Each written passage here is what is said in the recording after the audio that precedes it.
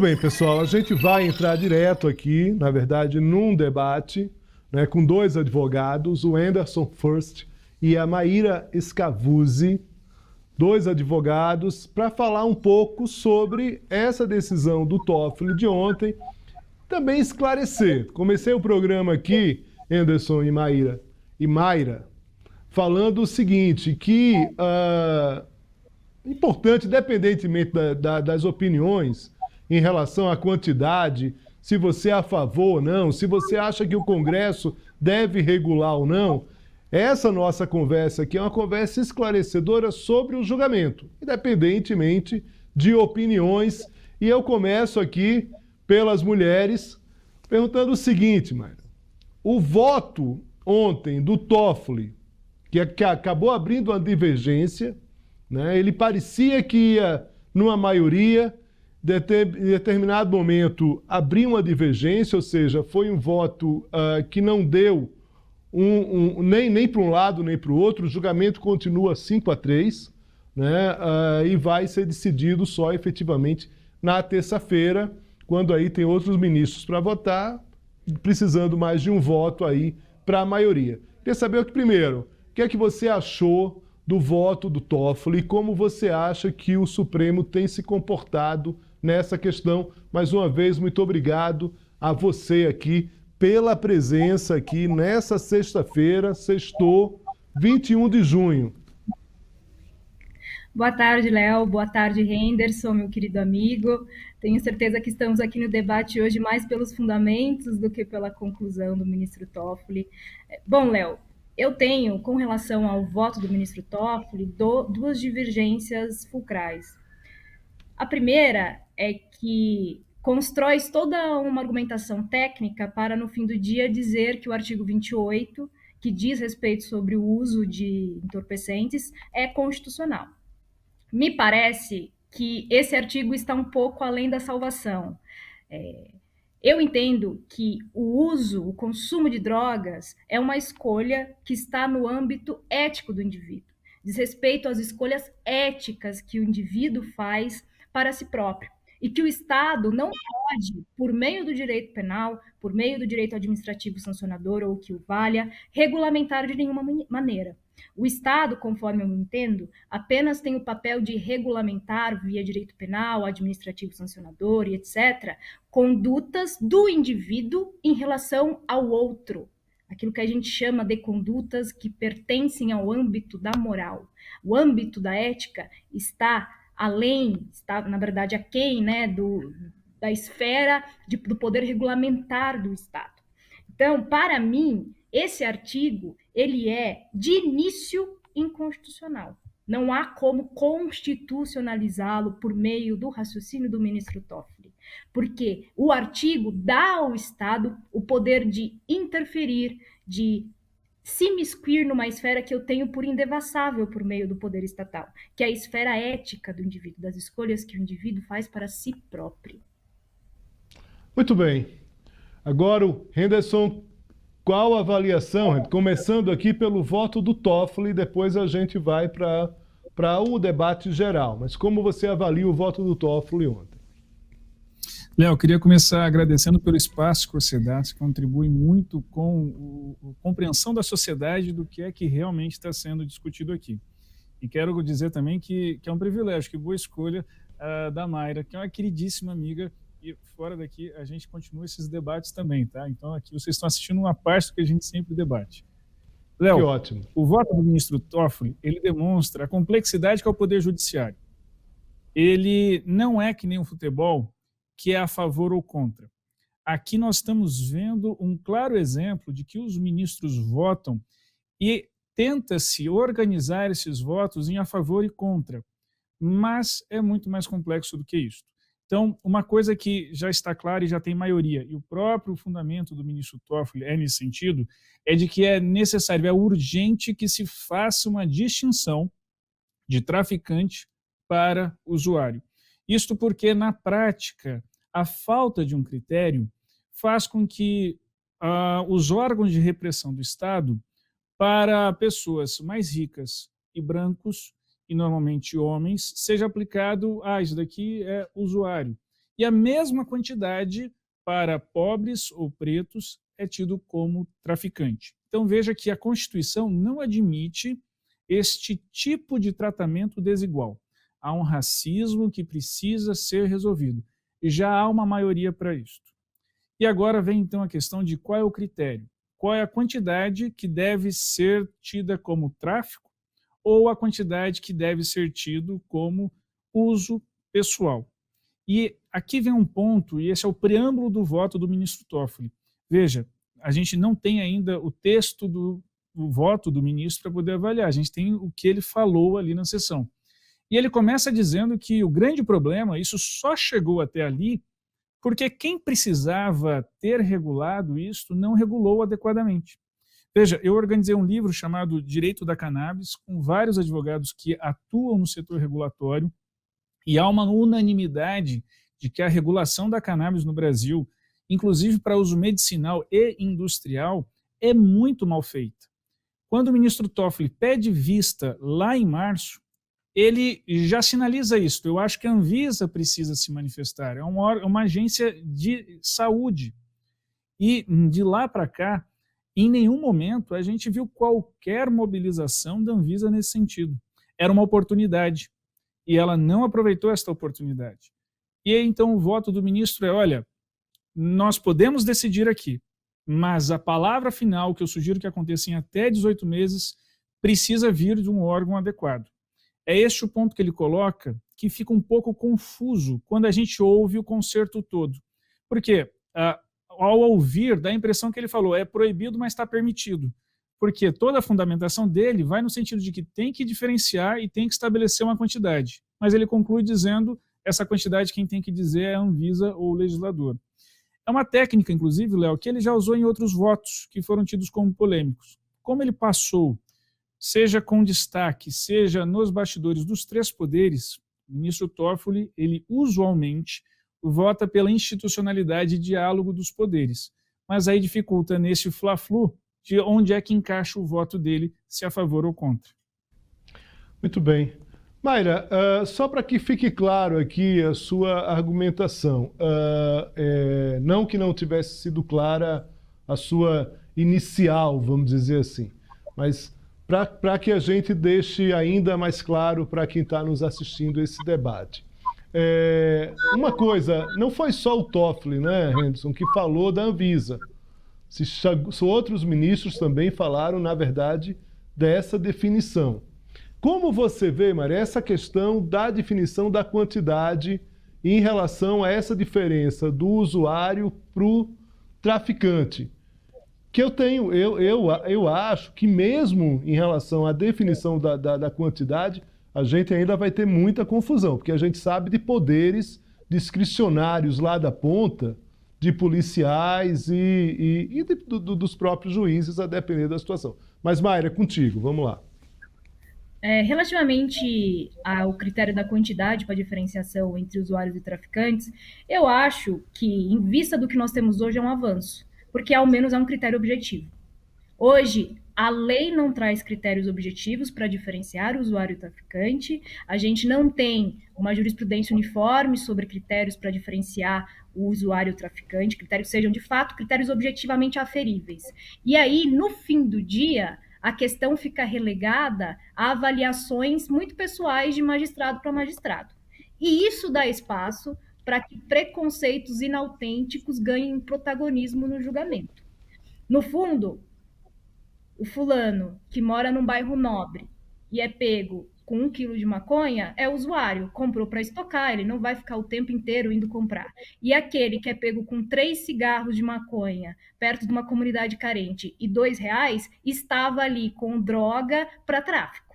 Então a gente percebe que falta mesmo critério objetivo, e quando alguns votos propõem quantidade, que é objetivamente aferível, eu considero um avanço.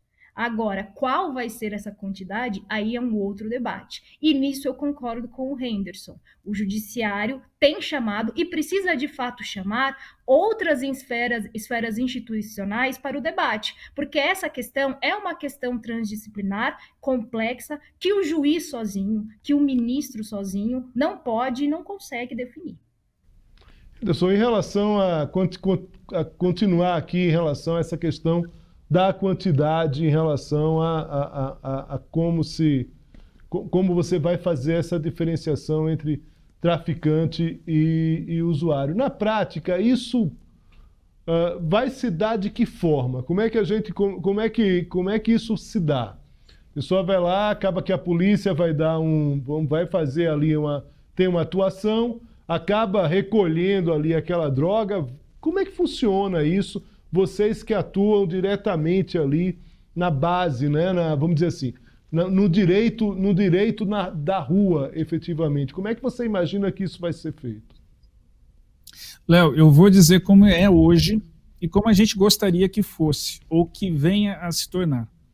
Hoje é feito pela circunstância. Então imagina só, um homem bem vestido ou uma mulher bem vestida, preferencialmente se forem brancos, estiverem com 5 gramas, eles vão ser parados, vão ser levados para a delegacia, vai ser lavrado ali um termo circunstanciado e vai dizer que, olha, é usuário.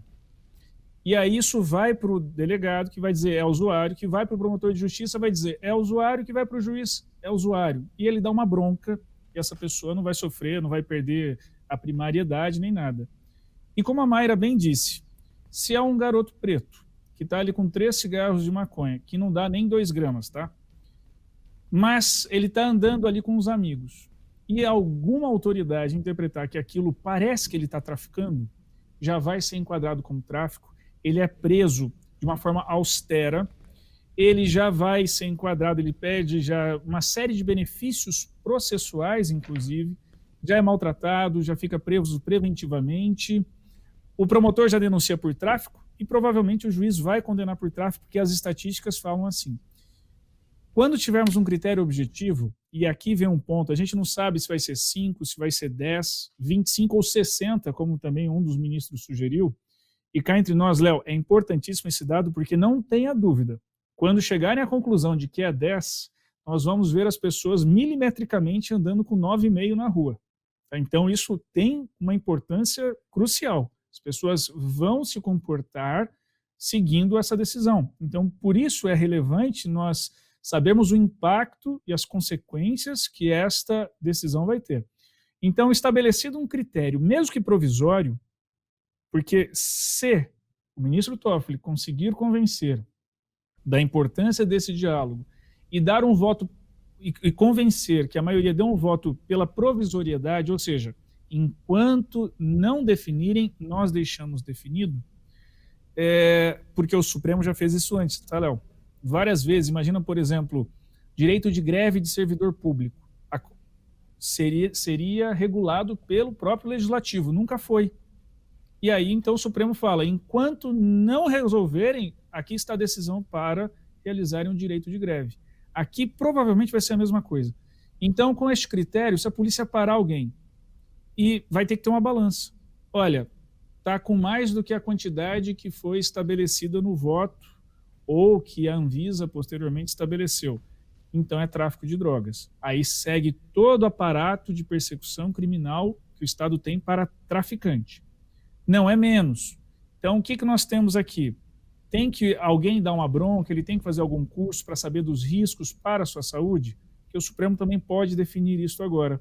Né? O ponto que a Mayra abre falando sobre a constitucionalidade ou não do artigo 28 é muito sobre isso. Se o artigo 28 é constitucional, alguém vai ter que dar uma bronca neste usuário dizendo, não, faz mal, viu? Você já sabe, se assistiu esse vídeo aqui falando das consequências, ou se falar que é inconstitucional, então simplesmente vai liberar esta pessoa para seguir a sua vida. E, Léo, isso é um ponto importante. Já reparou quanto é confortável para o Estado falar que é crime e ponto? Veja em questão do tabaco. Olha quantas campanhas do tabaco e olha como foi bem sucedido. O Brasil é exemplo no mundo de campanha anti-tabaco. Agora nós vemos uma movimentação em relação à redução de consumo de bebida alcoólica. O Brasil está se tornando exemplar também.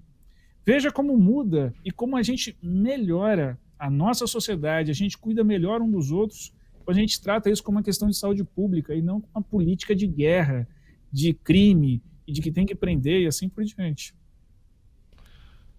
Aira, é importante isso que o Henderson fala, mas, de alguma forma, o próprio embate no Congresso, né, e a própria ofensiva, no Congresso não, desculpe, a própria ofensiva no Congresso e o próprio placar no STF, a gente tem que considerar aí que já tem 3 votos.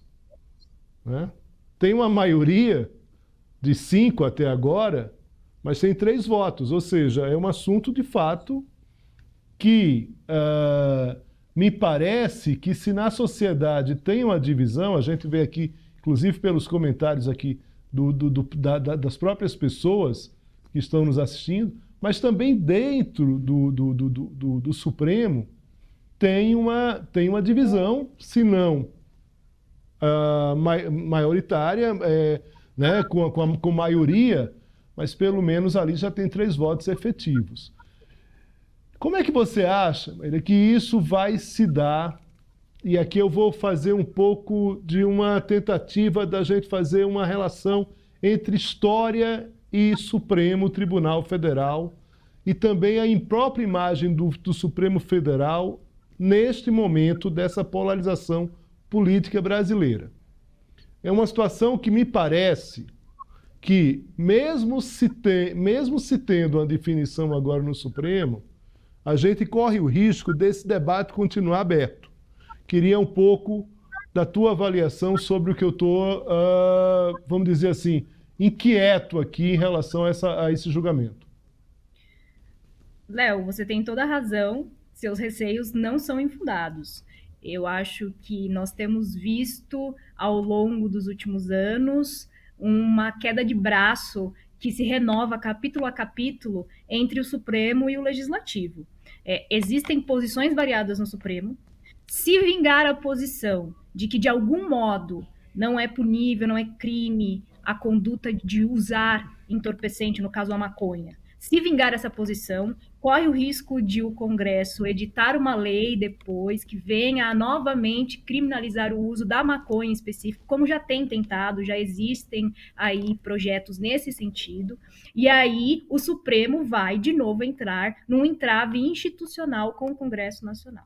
A gente tem visto isso em diversos assuntos. O Supremo suspende uma resolução do CFM que fala sobre a sistolia fetal, vem o Congresso e coloca em votação, em regime de urgência, um projeto de lei que visa justamente criminalizar a gravidez, criminalizar a interrupção da gravidez após a 22ª semana. A gente vê isso o tempo inteiro. Nossa sociedade está polarizada, existem lados que são muito acentuados e muito bem definidos, as pessoas são forçadas a escolher, e hoje a pauta das drogas, ela tem sido encampada politicamente e tem sido bandeira de conservadores e progressistas. E aí acaba que a gente taxa, né, o Congresso com a sua ala conservadora, o Supremo com a sua posição vanguardista. Se o Supremo aprova a questão da descriminalização do uso da maconha, o Congresso capitaliza politicamente, lançando leis e projetos e PECs e etc., que venham a tentar reverter a decisão que foi tomada pela Corte Constitucional. Eu acho que esse debate está longe de se encerrar, não é a palavra do Supremo que colocará um ponto final à polêmica, mas, de certo, ela reinaugurará um capítulo, ela dará um novo marco. E aí a gente vai ter agora a posição de que, a princípio, não é crime o uso da maconha. E aí o Legislativo vai ter que, entre aspas, correr atrás para que a sua ala conservadora consiga recriminalizar. E aí se inaugura novamente, porque provavelmente essa lei vai vir a ser questionada perante o Supremo de novo, que vai ter que de novo apreciar o tema. Henderson, eu vou fazer a mesma pergunta para você, da tua expectativa em relação a essa controvérsia, mas antes eu vou colocar aqui o ministro André Mendonça pedindo ali uma palavra no momento do julgamento de ontem para o Barroso, que eles acabam num enfrentamento muito claro em relação a essa opinião de quem deve regular. Mendonça estabelecendo muito claramente que aquilo deve ser algo para o Congresso Nacional. Então tem ali um embate nesse capítulo do Supremo, como um Supremo visível e observando os movimentos do Supremo, é curioso como nesse julgamento da maconha, o André Mendonça, ele se mostra muito mais audacioso em relação aos argumentos, coisa que ele não vinha fazendo até então, talvez até por ser novato no tribunal, mas ontem claramente ele avança, né, contra o Barroso. A gente tem esse trecho e na sequência eu volto para o Henderson. Vamos lá? Senhor presidente, minha saudação a Vossa Excelência, aos eminentes pares, com a devida vênia e respeito que sempre tenho por Vossa Excelência, eu não creio, não entendo que o presidente da CNBB esteja sendo vítima de desinformação. A opinião dele é compartilhada por mim, ela está consignada no meu voto. André, Vossa Excelência me desculpe, mas eu conversei com ele e ele me disse que não estava ciente de que essa era a discussão. E, portanto, eu me comprometi com ele a prestar esse esclarecimento no início da sessão, porque ele me disse que não estava informado de que esta era a questão e ele se preocupou em me dizer que trabalhou em periferia e que droga é uma coisa que faz mal às pessoas e às comunidades. E eu disse a ele que todos nós aqui concordamos com isso, que todos nós aqui temos uma atitude contrária às drogas ilícitas e que nós não estamos decidindo legalização de drogas. E, portanto, ele é que me disse que tinha a informação incorreta do que estava sendo decidido. Pois não? Eu não acho que ele tem informação incorreta, não. Eu acho que a informação é essa mesmo. A grande verdade é que o legislador, nós estamos passando por cima do legislador caso essa votação prevaleça com a maioria que hoje está estabelecida. O legislador definiu que portar drogas é crime. Transformar isso em ilícito administrativo é ultrapassar a vontade do legislador. Nenhum país do mundo fez isso por decisão judicial. Nenhum. Em segundo lugar, a grande pergunta que fica é um ilícito administrativo. Quem vai fiscalizar? Quem vai processar? Quem vai condenar? Quem vai acompanhar a execução dessa sanção? Não existe. Essa deliberação, com a devida vênia aos entendimentos em contrário, tem que ser adotada pelo legislador. Eu sou contra, mas eu me curvaria caso o legislador deliberasse em sentido contrário, apenas conseguindo a minha opinião e entendo, com a devida vênia, que o presidente da CNBB não é vítima de desinformação.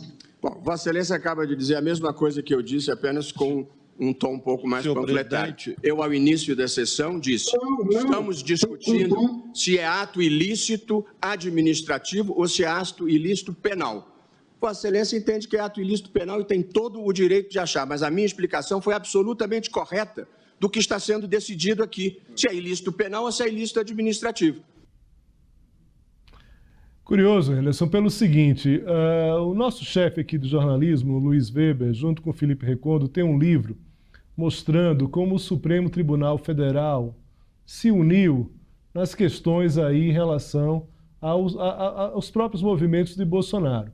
Então, mesmo que em determinado momento já tivesse dois ministros ali de Bolsonaro, o Cássio Nunes e o André Mendonça, praticamente você teve ali uma vamos dizer assim, uma união onde acabou meio que isolando esses dois integrantes. Nesse caso da maconha, o que me parece é que o Supremo volta aos debates mais acalorados, porque se o André Mendonça estava tendo um papel mais discreto até agora, ele volta efetivamente para enfrentamento, claro. Ele tentou algum enfrentamento no caso do 8 de janeiro com Alexandre de Moraes? Tentou. O Alexandre de Moraes acabou indo para cima ali e ficou por isso mesmo, ele acabou meio que se recolhendo ali. Agora não, agora ele estava falando ali com o presidente Supremo e claramente fez um movimento que me lembrou movimentos anteriores desse enfrentamento mais claro. E como a Mayra disse, me parece que esse julgamento, ele não só tem um aspecto importante do ponto de vista de uma regulação em relação à droga, mas ele também mostra um outro movimento em relação à própria política interna do STF. Se isso vai acontecer no TSE, com a saída do Alexandre de Moraes, a gente ainda vai ver. Mas no Supremo, muito claramente, isso já está acontecendo. E agora eu passo para você, Anderson, para que você fale um pouco sobre essa polarização política e da dificuldade que, mesmo que o Supremo tenha uma maioria, o que me parece razoável pensar que vai acontecer uma maioria para não ter a punição direta, ou pelo menos ter a definição em relação à quantidade, esse debate vai continuar aberto. Léo, você citou uma coisa importantíssima. As duas obras que você menciona, os 11, depois o tribunal, demonstra esse movimento de que eram 11 ilhas, depois passamos a ter um poder consolidado e ainda que com todas as divergências se solidificando para dar uma resposta uníssona publicamente, para demonstrar que o tribunal estava coeso e se autodefender e equilibrar os poderes.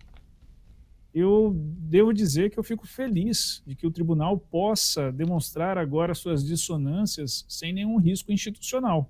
Quer dizer que se havia alguma coisa fora da normalidade, nós estamos voltando para essa normalidade. O ministro André é um ministro muito bem preparado, tem uma excelente formação, tem contributos à cultura jurídica nacional e internacional. Seu doutorado é na Espanha, se eu não estou enganado. Fez uma bela gestão à frente da AGU e ele traz consigo uma coerência ideológica e jurídica que era esperada. A sua formação evangélica, profundamente evangélica, como se falava à época, demonstra uma voz que representa setores da sociedade que faz essa interpretação jurídica. É por isso também que no jogo democrático é importante que o Supremo Tribunal Federal seja composto por essa pluralidade que é. É normal que nós tenhamos essas divergências, é normal que essas divergências impliquem também na efetivação de direitos fundamentais que está afetando uma minoria. É o caso que nós estamos em questão. Eu entendo, por exemplo, os comentários que estão neste exato momento sendo feitos pelos nossos telespectadores. Eu entendo o receio que eles estão sentindo. Mas a gente também precisa pensar que esse receio ele tem uma forma de ser atendida pelo Poder Executivo, com campanhas, com conscientização, uma abordagem de saúde pública que funciona e nós temos exemplos no mundo inteiro que funcionou. Por outro lado, a gente não pode pensar em pessoas sendo encarceradas por conta da cor da sua pele, por conta de um preconceito que existe com a classe social, com onde ela mora, com a roupa que ela consegue ter para usar. E é o que nós temos visto acontecer. Eu queria chamar a atenção para um detalhe da fala do ministro André, que ele diz que em nenhum outro momento, nenhuma outra corte no mundo descriminalizou as drogas. Isso, posteriormente, ele retifica, ele diz que não sabia. Apenas aqui na América Latina, Léo, 3 cortes constitucionais descriminalizaram o consumo e o porte para uso pessoal de drogas. Eu quero dar um exemplo que foi um caso de análise muito interessante, que é a Colômbia. A Colômbia, se eu não estou enganado, talvez tenha sido a primeira aqui da América Latina a decidir sobre isso. Lembre, por favor, que a Colômbia é o país que tem a Farc, que tem, não é um crime organizado, é um exército paralelo organizado que fez atos terroristas. Quem assistiu Narcos e outras séries muito famosas descrevendo como é a guerrilha de drogas na Colômbia sabe a realidade que eu estou falando. E veja só, Léo, a Colômbia entendeu que tem que ir atrás do traficante, não daquele cidadão. E olha só, passado todos esses anos, a notícia do ano passado é que a Farc, essas forças revolucionárias contrárias, um poder paralelo terrível ali, pediu para negociar um acordo de paz com o chefe do executivo da Colômbia. Então veja que a Colômbia caminha para uma pacificação social de acabar de uma vez por todas com o tráfico de drogas, inclusive internacional, porque abordou adequadamente este problema. Então notem que a violência decorrente do tráfico de drogas vai reduzindo. Os problemas de saúde pública decorrente do uso de drogas vão reduzindo. E nós temos alguns exemplos muito interessantes, como, por exemplo, Portugal. Portugal é um país tão cristão e tão conservador quanto o nosso. E é um país que optou pela abordagem da saúde pública em relação ao usuário. E lá nós temos visto ótimos exemplos. O mesmo se diga dos nossos vizinhos uruguaios, que, inclusive, num certo momento da história, era parte do Brasil. Então, eles têm uma raiz, uma estrutura política que dialoga muito com a nossa própria história. E os resultados também no Uruguai são impressionantes. E eu quero chamar a atenção, inclusive, porque quando a gente fica nesta abordagem, a gente esquece da possibilidade de desenvolvimento econômico. A cannabis, se devidamente regulada, ela permite, por exemplo, a gente ter uma indústria têxtil. As velas dos navios que chegaram aqui no Brasil, vindo da Europa, não era de algodão, era de cannabis. Nós temos, por exemplo, a produção de proteína, porque a semente da cannabis tem mais proteína do que o peito de frango, que resolveria, inclusive, a alimentação animal, especialmente a alimentação humana, onde nós temos 10% da população brasileira em estado de insegurança alimentar, com baixo consumo de proteína. Então veja que a fala do ministro André é representativa. E é importante que a gente tenha essa representatividade. Me preocupa aqui, por exemplo, não temos pretos no STF, não temos mais mulheres no STF, é importante essa representatividade. E ele é uma representatividade e leva essa voz ali. Mas essa representatividade ela não pode formar maioria pelos equívocos que implicará na vida prática de todos os brasileiros. Muito bem, Maíra. Mayra, desculpa. Mayra, para fechar rapidamente aqui, isso aqui não é futebol, não é um bolão, mas eu vou, já que a gente está numa sexta-feira, tem 2 votos ainda para ocorrerem, né? Da Carmen Lúcia e do Fux. Qual é a sua avaliação? Vai dar maioria esse julgamento ou vai ter outros votos divergentes e aí a gente vai ter uma confusão um pouco maior a partir da terça-feira? Bom, Léo, difícil fazer esse exercício de futurologia. Eu acredito que ao menos um deles vai aderir à posição majoritária que já existe. Eu acho que nós caminhamos aí para haver um consenso pela descriminalização do uso da maconha ao menos. Eu acho que algum deles vai aderir à posição majoritária que já existe. Henderson, bolão, vamos lá. Não vou cobrar de nenhum dos dois, tá? Não tem nem aposta aqui. Enfim. Eu iria para Brasília pagar essa aposta. Eu pagaria essa aposta com gosto. Léo, minha expectativa é que nós vamos ter os próximos 2 votos juntando-se à maioria. Eu acho que tanto a ministra Carmen quanto o ministro Fux vão votar com os outros 5 que já votaram. Também acho que, após isso, eles vão estabelecer um patamar pequeno, não acho que vai ser um patamar alto, um patamar pequeno para o consumo próprio, para ser tido não como traficante, mas como usuário, e acho também que vão dizer que isso é provisório até que a Anvisa manifeste-se acerca da questão ainda a ser apreciada por eles. Porque pode ser que a Anvisa nunca manifeste, ou então manifeste algo que seja um absurdo. Porque cá entre nós, a regulação da Anvisa para cannabis, ela é insuficiente. Você pode produzir produto à base de cannabis no Brasil, por exemplo, que está vendendo na indústria farmacêutica, desde que o insumo caia do céu. Por que não pode produzir no Brasil, não pode plantar aqui, tributar aqui, gerar mão de obra aqui? É uma regulação que não faz sentido algum. Muito bem, Henderson e Mayra, não precisa de aposta para vocês estarem convidados para visitar aqui a redação do SBT News. Forte abraço, muito obrigado aqui pelo debate em alto nível. Na verdade, foi um debate, na maior parte das vezes não teve confronto, ao contrário, contrapontos. A gente praticamente aqui, em determinados momentos, os dois concordaram em vários pontos. Agradeço muito aqui a presença dos dois, espero encontrá-los outras vezes aqui no Poder Expresso. Forte abraço. Um abraço. Um abraço, muito obrigada.